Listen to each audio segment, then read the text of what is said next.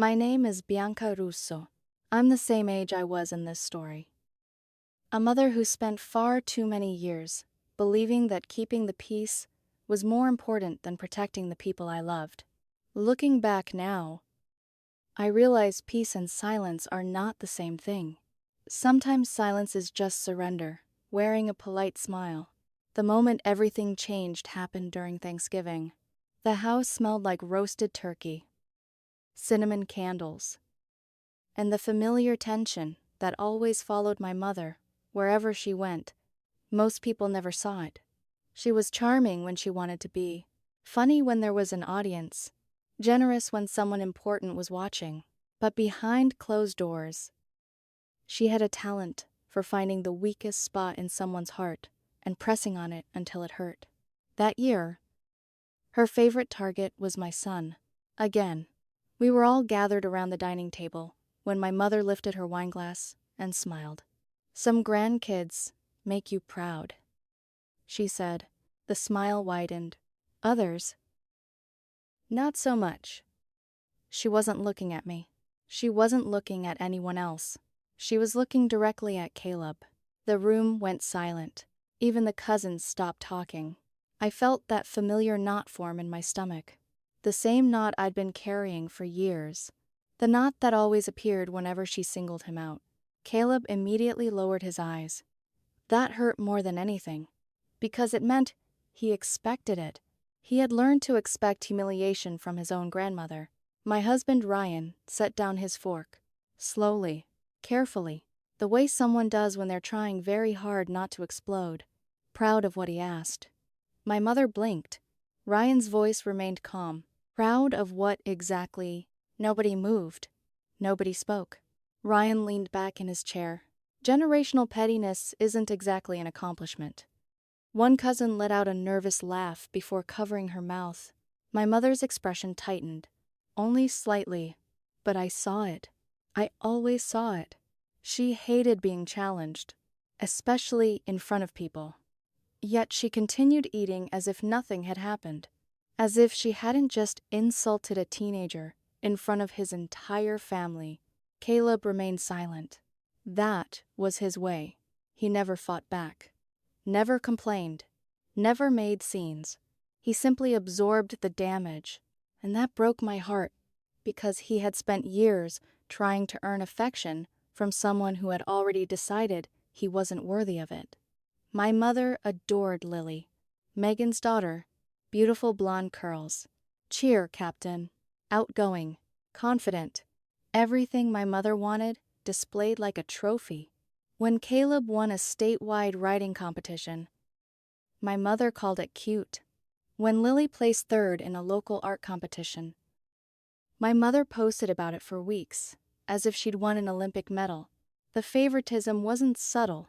It never had been. But for years, I tolerated it. I made excuses. I convinced myself family was complicated. I told myself she didn't really mean it. I lied to myself because the truth was painful. The truth was that my mother enjoyed making Caleb feel small. And I let her. The drive home that night was unusually quiet. Holiday lights blurred past the windows. Ryan kept both hands on the steering wheel. Caleb sat in the back seat listening to music. Eventually, Ryan spoke. "I'm done." I looked at him. "What do you mean?" "I'm done paying for someone who treats our son like garbage." My heart skipped, because I already knew what he was talking about. The mortgage. For years, we had quietly covered it. Every month. No complaints, no recognition, no gratitude. Just another obligation disguised as family loyalty. Ryan's jaw tightened. "She can call Megan." I stared ahead. The autopay ends tomorrow. I should have argued. A younger version of me would have defended her, made excuses, protected her from consequences. But something had changed. Maybe it was the look on Caleb's face at dinner. Maybe it was hearing him stay silent because he'd already learned there was no point speaking. Or maybe I was simply exhausted. For the first time in my life, I didn't defend my mother. I nodded, and Ryan understood. The decision was made. The next morning, the payments stopped. Then something unexpected happened. We stopped answering her messages. We stopped volunteering our weekends. We stopped driving across town whenever she snapped her fingers. We stopped sacrificing our peace to maintain hers. Christmas came and went. We didn't visit. Caleb didn't ask why. In fact, he seemed relieved. That realization haunted me. How much stress had we normalized for our child? How many holidays had he survived rather than enjoyed? February arrived. Then, Megan called. She sounded furious. Mom's getting foreclosure notices. I stood in the kitchen, holding my coffee. You didn't tell anyone. I almost laughed. You think she told me... Silence, then anger, then blame. Always blame. Megan hung up before I could say anything else. The house was gone by March. The strange part was that my mother seemed unwilling to acknowledge reality. She kept texting me random updates. Photos of Lily, photos of dinners, photos of neighborhood events. As if nothing had changed. As if she wasn't standing at the edge of financial disaster. Then the messages started changing, subtly at first. I didn't get the bank confirmation this month. A few days later, did you switch accounts? Then, the loan office called. Still, we didn't respond. Not out of cruelty, out of necessity. Every answer would become another argument. Another manipulation. Another opportunity for her to avoid accountability. The messages became more frequent, more desperate. Then came the voicemails. I hope you realize what you're doing. If I lose this house, that's on you. The words should have hurt. Instead, they felt strangely hollow, because, for the first time, I could see the truth clearly. We weren't taking anything from her. We were simply refusing to save her from herself. And somewhere deep inside, a quiet voice whispered something I had never allowed myself to think before. Maybe she deserved the consequences she had spent a lifetime avoiding. I didn't know it then, but the collapse had only begun, and my mother was about to discover that the people she spent years hurting were no longer willing to catch her when she fell. By March, the house was gone. Not sold, not transferred, gone. The place where my mother had hosted wine nights, criticized relatives behind their backs, and acted as if she were the queen of the family, had finally slipped through her fingers. The strangest part wasn't the foreclosure, it was her refusal to acknowledge it. For weeks afterward, she continued sending messages, as if nothing significant had happened. One afternoon, she texted me a photo of Lily wearing a pageant dress, beauty and brains. The caption read, a thumbs-up emoji followed. Nothing about the house. Nothing about losing everything. And certainly nothing about Caleb. It was as if she believed reality only existed when she chose to look at it. Then the messages changed again. The polite confusion disappeared. Panic took its place. I know you're doing this. You've always wanted me to fail. I hope you're happy. Every notification felt less like communication and more like a tantrum. Ryan ignored them. I ignored them. And for the first time in years, our home felt lighter. There was no weekly crisis, no emergency request, no guilt trip disguised as family concern. Just peace. Real peace. Not the fragile kind built on surrender. The kind that comes when a storm finally moves away. Around that time, Danielle called. The same cousin who had laughed nervously during Thanksgiving. She worked part-time at a dental office. Her voice sounded hesitant. I saw your mom today. I leaned against the kitchen counter. How is she? Danielle paused. Different. That single word carried more weight than an entire paragraph. She explained that my mother had arrived with an expired insurance card and demanded treatment. When the office refused, she caused a scene. Apparently, she'd moved into a tiny room above a liquor store on the west side of town. One shared bathroom. No parking. No privacy. Most of her belongings stored in plastic containers. I listened quietly. Part of me felt sorry for her. Another part remembered every time she'd humiliated my son, every time she'd compared him to Lily, every time she'd made him feel invisible. The sympathy never fully arrived. What shocked me most was that even after losing nearly everything, she still hadn't apologized. Not once. Every message remained the same. Blame, accusation, victimhood. Nothing else. Weeks later, she sent another text. I hope Caleb is happy now. He finally won. I stared at the screen. My hands shook. Not from anger, from disbelief. Even now, even after everything, she still saw a child as her enemy. I deleted the message. Caleb never saw it. He didn't deserve that poison. None of it was his fault. The truth was heartbreaking. He had never done anything wrong. He wasn't rebellious. He wasn't disrespectful. He wasn't difficult. He simply existed, and for reasons I still don't completely understand, that was enough for my mother to resent him. April turned into May. Life moved forward. Then came the bookstore. Caleb worked Saturdays at a second-hand bookstore downtown. He loved it.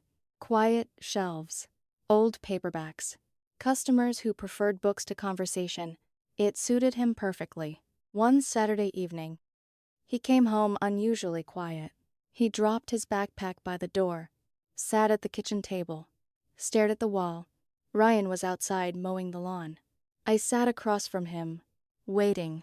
Eventually, he sighed. She came in today. I didn't have to ask who. My stomach tightened immediately. What happened? Caleb gave a small shrug. Nothing. I knew that shrug.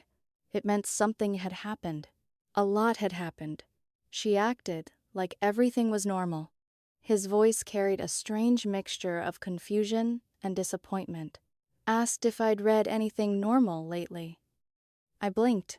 What does that even mean? He laughed softly. I have no idea. Then his expression faded. I told her I was working. And I went into the stockroom until she left. The room became quiet. My heart broke all over again. Not because he'd been rude, because he'd been forced to protect himself. A teenager shouldn't need emotional defense strategies against his grandmother. Yet there we were. That night, Ryan and I sat on the porch after dinner. The air smelled like freshly cut grass. The sun was disappearing behind the houses. She's trying to get back in, I said. Ryan nodded immediately. Of course she is. Maybe she wants to make peace. Even as I said it, I didn't believe it. Ryan looked at me. No. His answer was immediate. She wants control back. And deep down, I knew he was right. The next week, I did something I hadn't planned to do. I went to see her. Not to reconcile. Not to rescue her. Not even to argue. I wanted answers. Or maybe I wanted proof.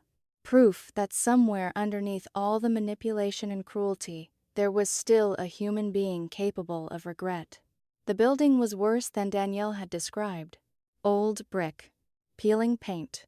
The hallway smelled like bleach, mixed with old cooking oil. A strip of duct tape covered part of the apartment number. I knocked. The door opened. For a moment, I barely recognized her. Her hair looked thinner. Her clothes hung awkwardly from her frame. The confidence that had once filled every room was gone. But her eyes hadn't changed. They still searched for weakness. Still searched for leverage. Well, she said, look who finally decided to visit. I stepped inside. Plastic storage bins sat where furniture should have been. A mattress rested on the floor. The room felt temporary, like someone waiting for rescue, or waiting for someone else to take responsibility. You came to see how bad things are. Her voice dripped with accusation. No, Imet Hargaze, I came to give you one chance. She laughed. A bitter sound. A chance to apologize for raising such an ungrateful daughter. There it was. The same script. The same performance. The same refusal to accept responsibility. I felt something inside me go cold. Not anger. Finality. I looked directly at her. Do you regret how you treated Caleb? The room became silent. For a second, I thought I saw hesitation. Maybe shame. Maybe reflection. Then she crossed her arms. You made him weak. The words hit me like ice water. Not because they hurt, because they confirmed everything. Every hope I had carried into that apartment died in that moment. I let out a short laugh. Not from amusement. From disbelief. After everything she had lost, after every consequence, after every warning, she still couldn't do it. She still couldn't say the words. I was wrong. I'm leaving. I said. She followed me toward the door. You always hated me. I kept walking. You turned everyone against me. I reached the hallway. You'll regret this someday. I stopped briefly. Not to argue, not to respond, just to look at her one final time. The woman who had spent years demanding loyalty while offering very little love, the woman who had chosen pride over family, the woman who would rather lose everything than admit fault. Then I walked away. The door slammed behind me, and for the first time in my life, I knew I was never coming back. I thought that would be the end. I was wrong. 3 days later, Megan called, and what she said would ignite the final collapse of our entire family. 3 days after I visited my mother, Megan called. She didn't bother with a greeting. You really just left her there. I was sitting in my car outside Caleb's school, waiting for a club meeting to end. For a moment, I simply stared through the windshield. I gave her a chance. Megan laughed sharply. A chance? She's our mother. No, I replied quietly. She was yours. The silence that followed was dangerous. I knew exactly what I meant. And so did Megan. Growing up, my mother had always chosen her. Megan was the golden child, the favorite, the one who could do no wrong. Even now, after everything, she was still trying to defend someone. She wouldn't actually help. You think you're some kind of hero, Megan snapped. You cut her off and call it justice? The words should have hurt. Instead, they felt familiar. The same accusations. The same refusal to acknowledge reality. I don't need her to love Caleb, I said. I just needed her to stop hurting him. Megan hung up. A week later, Danielle called with another update. Apparently, my mother had asked to move in with Megan. Apparently, Megan had said no. Or, more accurately, Megan's husband had said no. He'd agreed to help with groceries. A little money. Maybe some essentials. But he refused to let her move into their house. Not after years of criticism. Not after years of insults. Not after watching her destroy every relationship she touched. The irony wasn't lost on me. Megan defended her publicly. But privately, she wouldn't live with her. The truth was becoming impossible for anyone to ignore. Over the next several months, my mother drifted from place to place. Short-term rentals, friends' couches, temporary rooms. Each arrangement ended the same way. Complaints, arguments, demo. Then, eviction. Word spread through relatives faster than she realized. One old neighbor let her stay for 2 weeks. She left after constant criticism. Another friend tried helping. That lasted less than a month. Someone else complained that she acted like she was doing them a favor by living there. The pattern never changed. The circumstances changed. She didn't. Then came the voicemail, the one that finally erased whatever sympathy remained. One evening, Caleb handed me his phone. I think she called. His voice sounded tired, not angry, just exhausted. I checked the voicemail. Her voice was strained, but underneath the strain was the same manipulation she had always used. She said she was disappointed in him, disappointed that he had chosen sides, disappointed that he had turned against family. She talked about loyalty, respect, Obligation. Not once did she apologize. Not once did she ask how he was doing. Not once did she acknowledge what she had done. The message ended with her saying she hoped one day he would understand how families worked. I deleted it. Immediately, without guilt, without hesitation. Some messages deserve to be heard. That wasn't one of them. Ryan stopped referring to her as my mother. Around that time, he used her first name instead, like she was someone from a distant chapter of our lives. Someone we used to know. And honestly, that felt accurate. September arrived. One afternoon, an envelope appeared in our mailbox. No return address. No note. Inside was a single photograph. Thanksgiving. 2 years earlier, Caleb sat alone at a smaller table, while the rest of the family gathered around the main one. I remembered that day. I remembered noticing it. I remembered doing nothing. That realization hurt more than I wanted to admit. On the back of the photo were 4 words. Actions have consequences. Enjoy yours. No signature. None was needed. Ryan stared at the picture, then at me. She still doesn't get it. He was right. She thought she was punishing us. But the photograph only reminded us why we had finally walked away. October passed quietly. No calls, no message, no surprise appearances. The silence felt strange, almost suspicious. Then one rainy Tuesday afternoon, I ran into Mrs. Ellison at the grocery store. She had lived near us when I was a child. After some small talk, she leaned closer. I saw your mother last week. I didn't react. At the bus stop, something in her expression made me pause. How did she look? Mrs. Ellison searched for the right word. Thin. Just one word. Thin. Not angry. Not proud. Not intimidating. Just thin. She said my mother was carrying a small suitcase with a broken zipper, waiting alone, watching traffic. I thanked her and changed the subject. But the image stayed with me all day.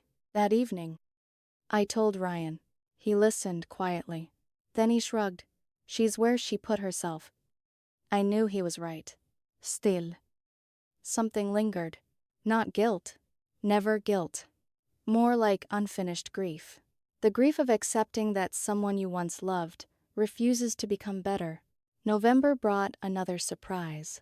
An email from a landlord named Teresa. Apparently, my mother had listed me as an emergency contact. The email explained that rent hadn't been paid in weeks. There had been conflicts with other tenants, complaints, arguments, disruptive behavior. The landlord wanted to know if I planned to take responsibility. I didn't respond. 5 days later, another email arrived. One sentence. She says you owe her. I deleted that one too. A few weeks later, Megan informed us that my mother had been evicted again. She showed up at Megan's house, carrying her suitcase, begging, demanding, crying, depending on which version of the story you heard. Megan's husband never opened the screen door. They handed her $300, told her good luck, and sent her away. She ended up living in a weekly rate motel, the kind of place people drove past, without noticing. Mold-stained carpets, broken vending machines, parking lot arguments. At midnight, Danielle saw her there once. She told me something I never forgot. She didn't look sad. What did she look like? Danielle Sahil. Angry. That was the tragedy of it. Not that she lost everything, but that she learned nothing. She still believed the world had betrayed her. Still believed everyone else was responsible. Still believed she was the victim. December arrived quietly. For the first time in years, Christmas felt peaceful. We skipped the giant family gathering, ordered Thai food, watched movies, laughed, relaxed. Halfway through the second movie, Caleb spoke. It's weird. What is, I asked. How peaceful everything feels. The room fell silent, because we all knew exactly what he meant. A month later, Megan sent one final text. A screenshot. A fundraising campaign. The title read, "Help a grandmother rebuild her life after family betrayal." There was a photo of my mother sitting beside a space heater, looking carefully posed, carefully tragic. The description was full of lies, financial abuse, abandonnement, cruelty. Then, one sentence stopped me cold. Her only crime was loving the wrong child less. I stared at those words for a long time, because even then, even after losing everything, she couldn't admit the truth. The campaign raised almost nothing before it disappeared. People weren't interested in funding bitterness. Then February arrived, and with it came something wonderful. Caleb received his college acceptance letter, full ride honors program. He stood in our bedroom doorway holding the envelope. Speechless, Ryan smiled first. "You earned it." Every word was true. Every late night, every competition, every setback, every achievement. Caleb nodded, then looked at both of us. "Thank you." For what? His smile was small, but genuine. For not letting her keep hurting us? I felt tears sting my eyes. Not because of what we'd lost, because of what we'd saved. Years passed after that. We never heard from her again. Not when Caleb left for college. Not when Megan had another child. Not when old relatives passed away. Nothing. She simply disappeared from our lives. And eventually, the silence became normal. The truth is that some people spend their entire lives building control and calling it love. They mistake obedience for respect, fear for loyalty, manipulation for family. My mother believed blood would protect her from consequences. She believed she could wound people forever and still expect devotion. She was wrong. Family doesn't mean accepting abuse. Family doesn't mean sacrificing your children to keep a toxic person comfortable. Family means protecting the people who depend on you. Even when that protection comes at a cost, Ryan understood that before I did. Caleb paid the price while I learned it. But eventually, I chose my son, and once we finally said enough, everything changed. Some endings arrive with screaming and chaos. Ours arrived with peace. The kind of peace that settles in slowly after a toxic person finally slips out of orbit. We cut clean. We never looked back.